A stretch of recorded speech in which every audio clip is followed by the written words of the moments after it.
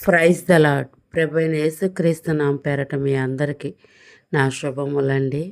ఈరోజు బైబిల్ స్టోరీస్‌లో నుంచి మనం చెప్పుకోబోతుంది దేవుడిచ్చు ఆజ్ఞలు, ఆయన ఇచ్చే ఆశీర్వాదములు, శాపములు అవి ఏ విధముగా బైబిల్‌లో రాసి ఉంచి ఉన్నారో మన కొరకు వాటిని చూద్దాం.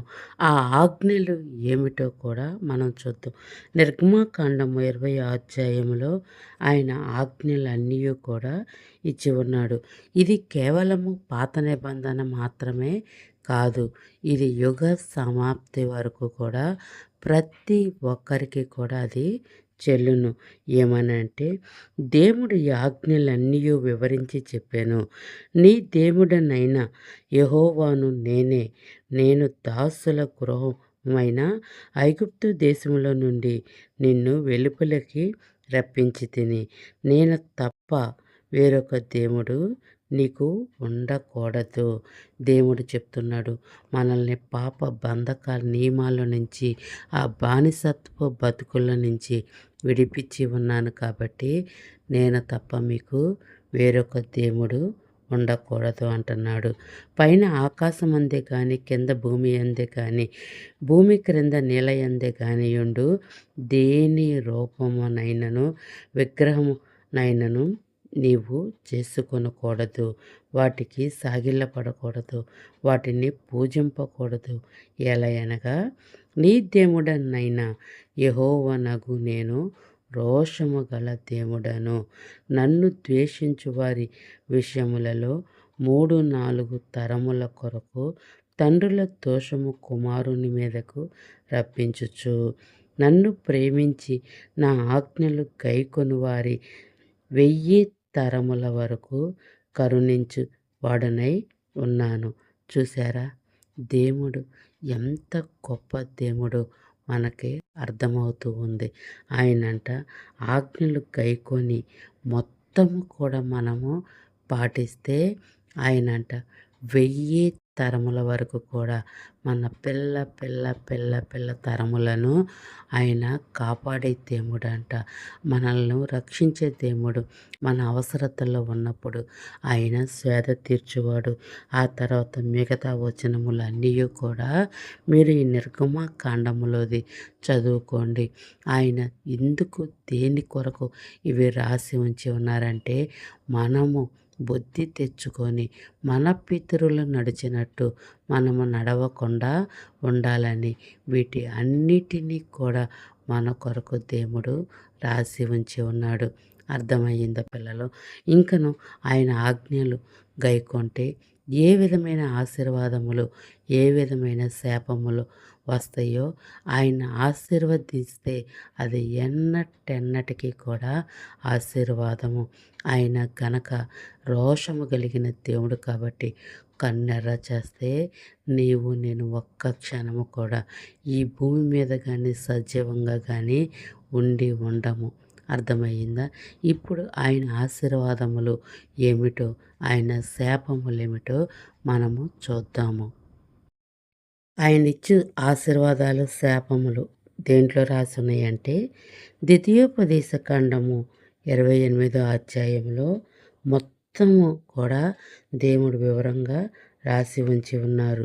నీవు నీ దేవుడైన యెహోవా మాట శ్రద్ధగా విని నేడు నేను నీకు ఆజ్ఞాపించుచున్న ఆయన ఆజ్ఞలన్నిటినీ అనుసరించి నడుచుకొనిన ఎడల నీ దేవుడైన యెహోవా భూమి మీదనున్న సమస్త జనముల కంటే నిన్ను హెచ్చించును. నీవు నీ దేవుడైన యెహోవా మాట వినిన ఎడల ఈ దీవెనలన్నీయు నీ మీదకి వచ్చి నీకు ప్రాప్తించును. నీవు పట్టణములో దీవించబడదువు, పొలములో దీవింపబడదువు. నీ గర్భ ఫలము, నీ భూఫలము, నీ పశువులు మందలు, నీ దుక్కిటి ఎడ్లు, నీ గొర్రెల మేకల మందలు దీవించబడును. నీ గంపయు పిండి పిసికియు నీ తొట్టియు దీవింపబడును. నీవు లోపలికి వచ్చినప్పుడు దీవింపబడుదువు. వెలుపలికి వెళ్ళినప్పుడు దీవింపబడుదువు. నీ మీద పడు నీ శత్రువులను యెహోవా నీ ఎదుట హతమగునట్లు చేయును. వారొక త్రోవను నీ మీదకు బయలుదేరి వచ్చి 7 త్రోవలు నీ ఎద్దట నుండి పారిపోవుదురు. నీ కోట్లలోను నీవు చేయు ప్రయత్నములన్నిటిలోను నీకు దీవెన కలుగునట్లు యెహోవా ఆజ్ఞాపించును. నీ దేవుడవైన యెహోవా నీకిచ్చుచున్న దేశములో ఆయన నిన్ను ఆశీర్వదించును. నీవు నీ దేవుడైన యెహోవా ఆజ్ఞలు అనుసరించి ఆయన మార్గములలో నడుచుకొనిన ఎడల యెహోవా నీకు ప్రమాణము చేయునట్లు ఆయన తనకు ప్రతిష్ఠ జనాంగముగా నిన్ను స్థాపించును. భూ ప్రజలందరూ యెహోవా నామమున నీవు పిలువబడుచుండుట చూచి నీకు భయపడుదురు. మరియు యెహోవా నీకిచ్చినని నీ పితరులతో ప్రమాణము చేసిన దేశమును యెహోవా నీ గర్భఫల విషయములోను నీ పశువుల విషయములోను నీవు నేల పంట విషయములోను నీకు సమృద్ధిగా మేలు కలగజేయును. యెహోవా దేశము మీద వర్షము దాని కాలమందు కురిపించును. నీవు చేయు కార్యములన్నిటినీ ఆశీర్వదించుటకును ఆకాశమును తన మంచి ధననిధిని తెరుచును. నీవు అనేకములకు అప్పిచ్చుదువే కానీ అప్పు చెయ్యవు.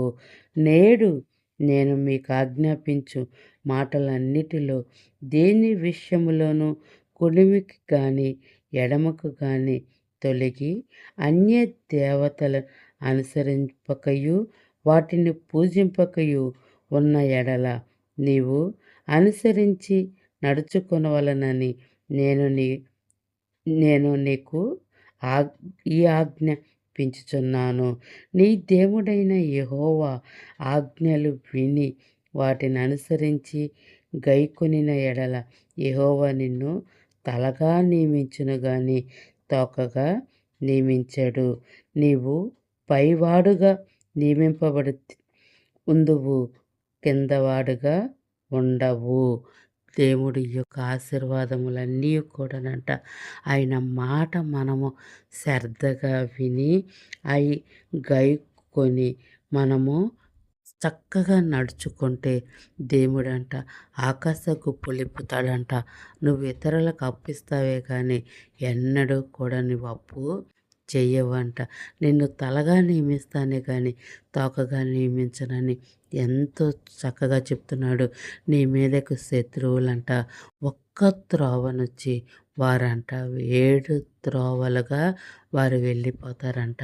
ఇది ఎంత గొప్ప భాగ్యము. ఆయన ఏమి చెప్తున్నారంటే ఆయన తప్ప వేరొక దేవుడు భూమి అందే కానీ ఆకాశం అందే కానీ నేల అందే కానీ ఎక్కడా కూడా లేడు, ఉండడు, ఉండబోడు. ఎందుకంటే ఆయనే ఆదియు అంతమునైనా ఉన్నవాడు. ఆయన గనక మనం ఆరాధించకుండా ఆయన ఆజ్ఞలు మనము గైకొనక ఇతరుల వాటి వైపు మన మనసు మన ఆలోచనలు మగ్గినప్పుడు ఏ విధమైన శాపములు వస్తాయో కూడా మనం ఇప్పుడు చూద్దాము.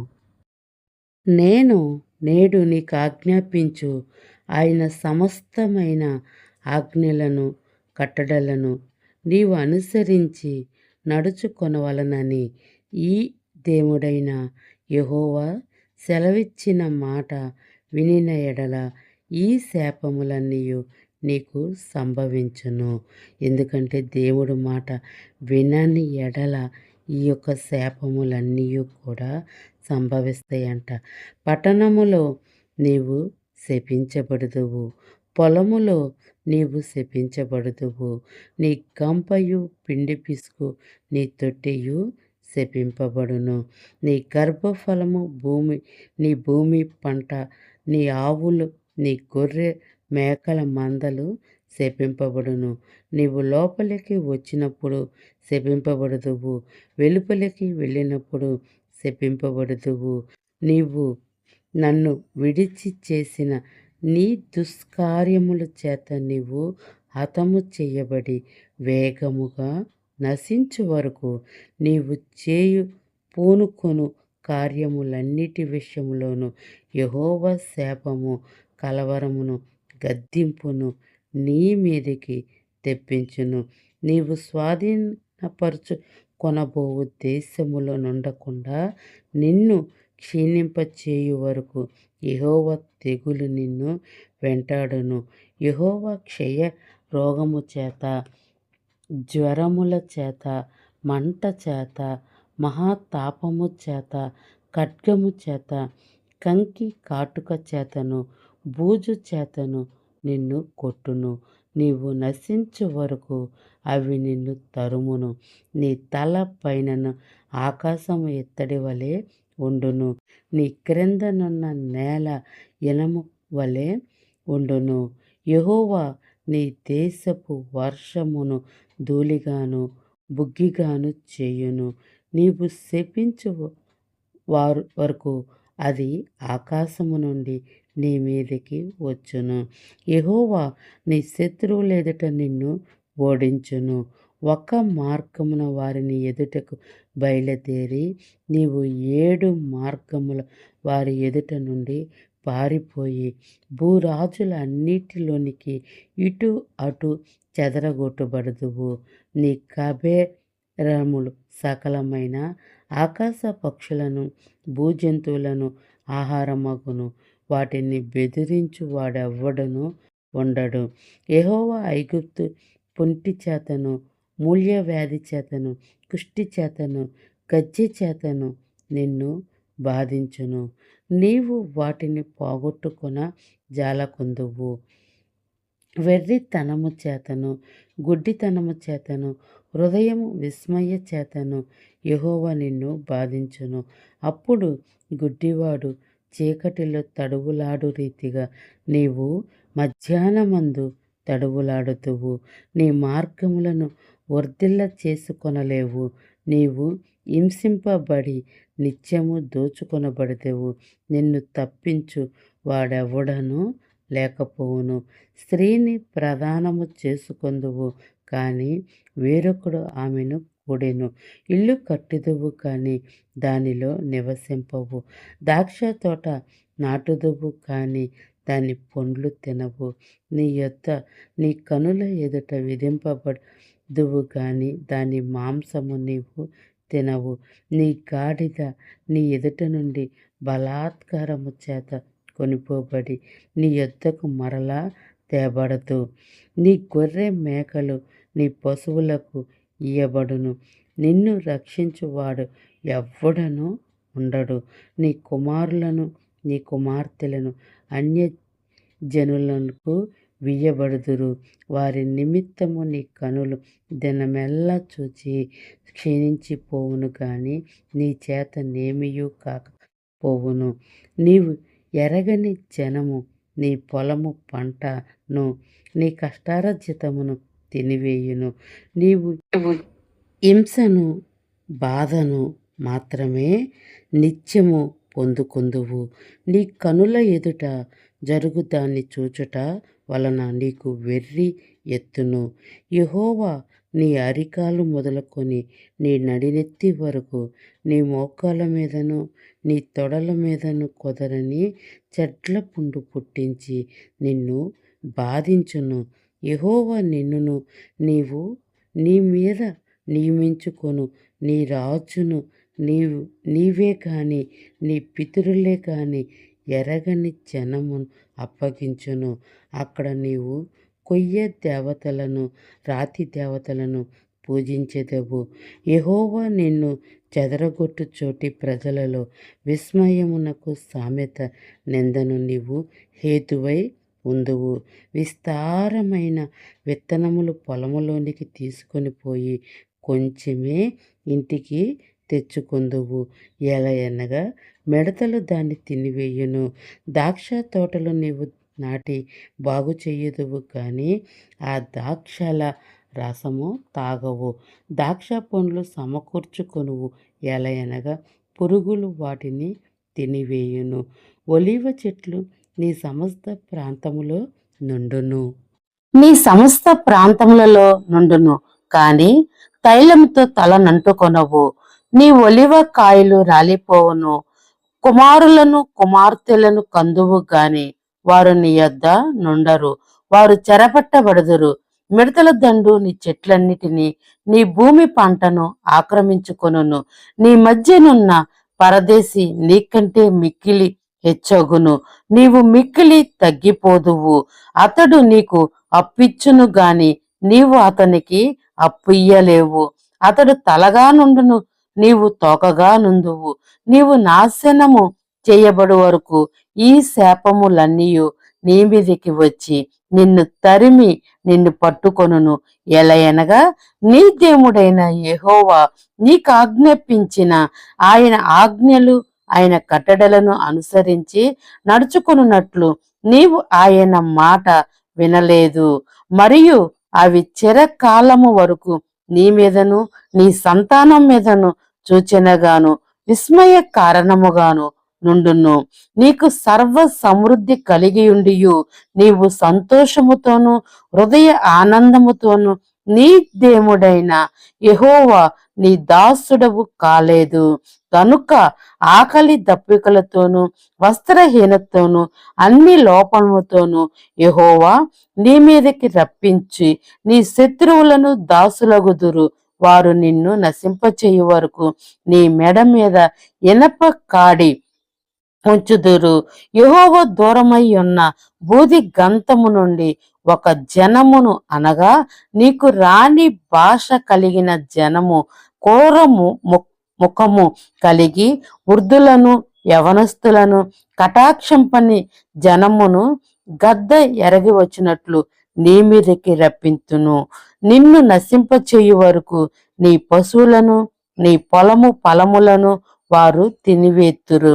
నిన్ను నశింపచేయు వరకు ధాన్యమునే గాని ద్రాక్షరసమునే గాని తైలమునే గాని పశువుల మందలే గాని గొర్రెలు మేకల మందలే గాని నీకు నిలవనియ్యరు.